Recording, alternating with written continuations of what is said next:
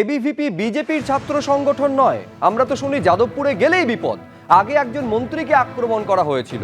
কলকাতার মানুষের ভাবা উচিত বারবার কেন যাদবপুর। এ নিয়ে যা কিছু বলার মুখ্যমন্ত্রী ও শিক্ষামন্ত্রী বলবেন। যাদবপুর কাণ্ড নিয়ে মন্তব্য বিজেপি রাজ্য সভাপতি শ্রমিক ভট্টাচার্যের।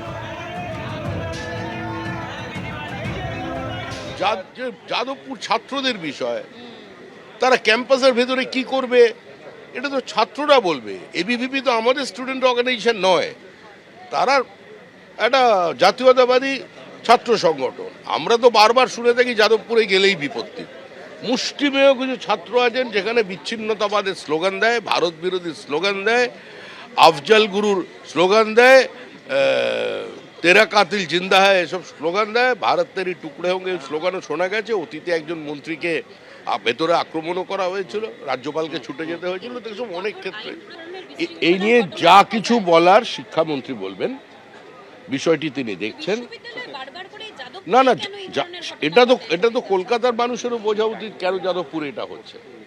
আমাদের শিক্ষামন্ত্রী এবং মুখ্যমন্ত্রী এর উপরে কঠোর নজরদারি রেখেছেন। এই নিয়ে যা বলার তারাই বলবেন এবং যা করার তারা করবেন।